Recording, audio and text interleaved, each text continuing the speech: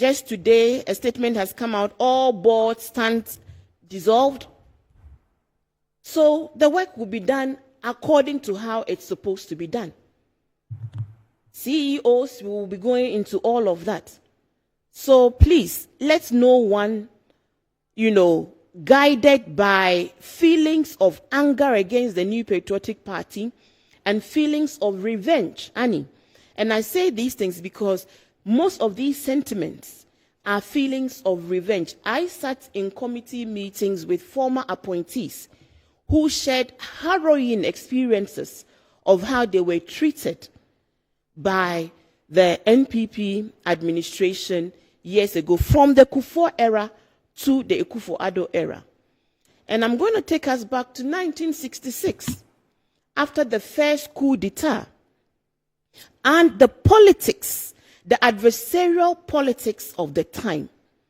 And, sometimes you don't want to draw attention, because sometimes you're like, when there is give and take, you want to find out, where did this thing even start from? Why did the tone of our, politics become the way it has become? Why has the tone of our transitions become the way it has become? Who threw the first stone that triggered, feelings of retaliation?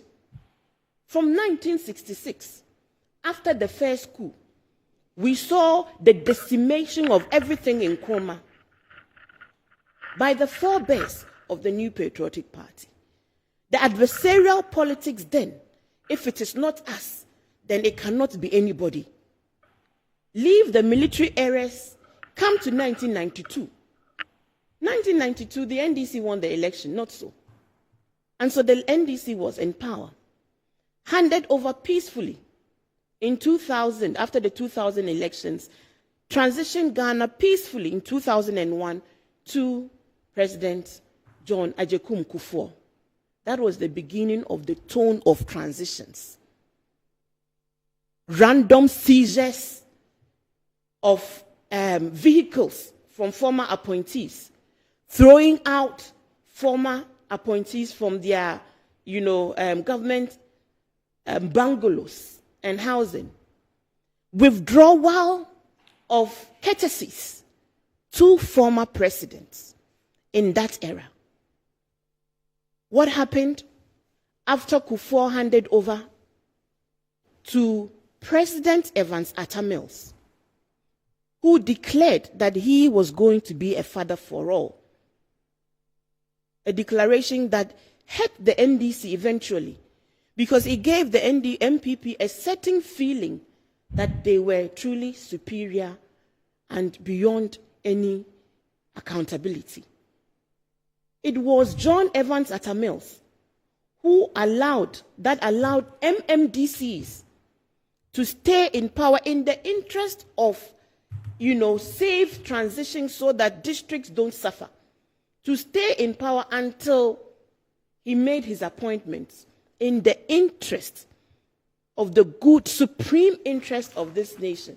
He made members of the opposition NPP, outgone government, stay in power for such long periods. He was not interested in what others were calling witch hunts. He truly wanted us to turn the leaf on a new era of politics, not because he wasn't aware of some of the excesses of the previous administration, of some of the wrongdoings of that previous administration. He just thought that we needed to re-engineer our politics onto a more productive, proactive, path of genuine, respectful disagreement. He turned the page on that. Yeah. But obviously that was not sustained for long until the next administration took over. Because why wasn't it sustained? I said that was the tone of the transition. Before John Mahama took over, under the unfortunate circumstances, and we won that election. So there was no transition. It was a government in power handing over. So we didn't have these elements until NDC handed over to Nana Addo Dankwa Akufo-Addo. The embarrassment started from day one with His Excellency John Dramani Mahama himself. the open denial of his request for rights that were due his. So is it like? Let me just finish this narration. Unless or you want to? You finish it because I wanted to ask if this is a justification of if you are hearing if you catalog the history right from the Nkrumah days, 66 till now. Yes. I haven't seen the point where NDC as a party carried out these acts until now. Well, I'm happy you are making that conclusion. Until now? What do you mean until now? Until now, because they are doing it now. Please. So let me, that is why I'm giving you this narration that I'm giving to you. Yes, because I'm looking at the cataloging of what 2008. You don't forget, if you don't allow me to just follow through my, because there was a 92 government that handed over to Kufuor. Kufuor started the tone of transitions. Yes. The negative tone of transitions. The adversarial politics, where opposition sees nothing right with a government in power. Adversarial politics, where an opposition party that comes into power declares the entirety of the previous administration as a criminal enterprise that did no good, no right for the people of Ghana. That recognizes no impact that the previous administration had. That adversarial tone started after Kufuor came into power, because NDC was military transitioned into itself. So the NDC couldn't have been the adversary in its own administration. The tone of that adversity. And 2001, they came into power and gave us the blueprint of how transition should be done. It was because of these elements that then IEA proposed the presidential transition bill later on. When Akufo-Addo came, I said that the embarrassment started from His Excellency John Dramani Mahama denying him of his rights as a former president when he made a request of his choice of residence and office, which he had to issue a letter to withdraw that request because of the embarrassment that he had been meted out to. I'm saying that I was a part of the transition team subcommittee. Former appointees shared harrowing experiences of how, after Akufo-Addo came to power, they were treated like criminals even before any wrong would be found against. Did you see us do similar things in our transition period? Come out and brief. You think we haven't found things? We wanted to do the right things. At every stage, they were briefing the media, inciting the public against the previous administration, making unjustified claims. Because, you see, the process as I found it, people will give you handing over notes.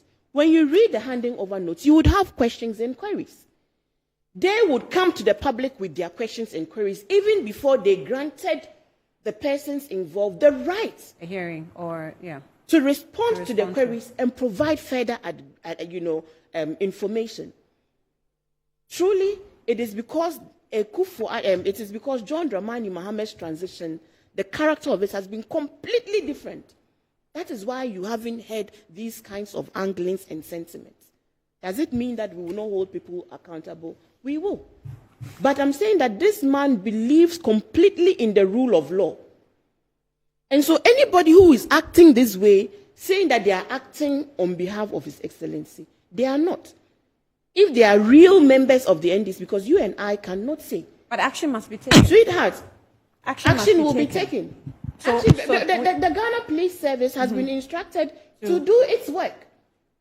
And I'm saying that real members of the NDC have been told to desist from illegal activity, bordering on criminality, because if the law takes you on, the law will take you on. What I don't want to hear, however, it is high moral grandstanding from the New Patriotic Party that has set this tone for transitions, that has done it to people in the past, that has embarrassed former presidents. Why don't you want to hear? Kufuor withdrew courtesies to Jerry John Rawlings. Akufo-Addo withdrew similar courtesies to John Dramani Mahama. So if John decides to withdraw such courtesies, where do we go? Do we build as a nation? So I am just saying that it does not lie in the mouths of the New Patriotic Party communicators who want to sit on a moral high horse and begin to call on President John Dramani Mahama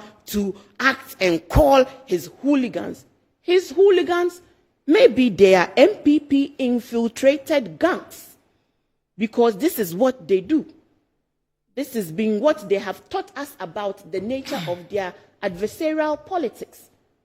So the principle, as I have communicated this morning, is let no right-thinking member of the NDC take the law into their hands. That is why we have oral. That is why we have set up that office. If you have any information of anybody who is where they shouldn't be, provide that information to the right quarters and trust that action will be taken, as action has already begun taking. We will take action through the rule of law and ensure that anybody who has done wrong by this nation will be held accountable. But let not the New Patriotic Party communicators come and sit on a moral high horse and try to call into question the commitment of His Excellency to engineer a peaceful country that works to the interest of all Ghanaians. And I love the support he has received from our religious leaders as he went back to give unto Caesar what was due Caesar. It was beautiful seeing the pastors yesterday lay their hands on this man. It was beautiful seeing the pastors bear testimony to the kind of human he is and pray upon him and upon all of us that let's actually give a new character. That is what we should be encouraging. The positive signs is what we should be, highlighting. That's what most of us expected, which we didn't expect, all these activities of youth trying to go into office. Sometimes you should expect. Sometimes it just happens that the leadership might. Yes, well, sometimes the leadership. You should expect it because it was done to them. So it is the leader who is now speaking to his people that, hold on, we will do the right thing. Such leadership was absent in some not too distant future. In fact, such leadership was mute when its own goons and hooligans besieged the office of a Kumasi officer, took him forcibly out of his office, dragged him through the streets. Such voices were absent when Delta Force Mafia besieged a court of competent jurisdiction to forcibly release,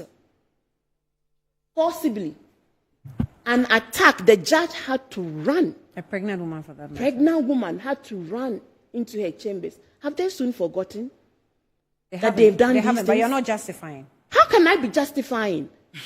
How can I be justifying? Have you heard any justification? I am educating the public to know that, you see, when you hate somebody, the person feels like they should hate you back. It is not John Dramani Mahama who has incited people to go and do this.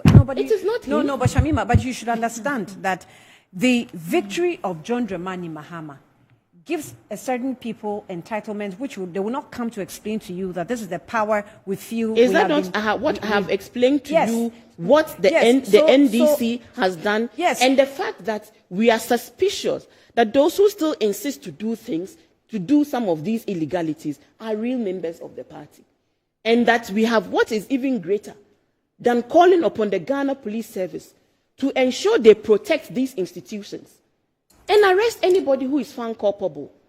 Let the NPP show us similar instances that they have done that.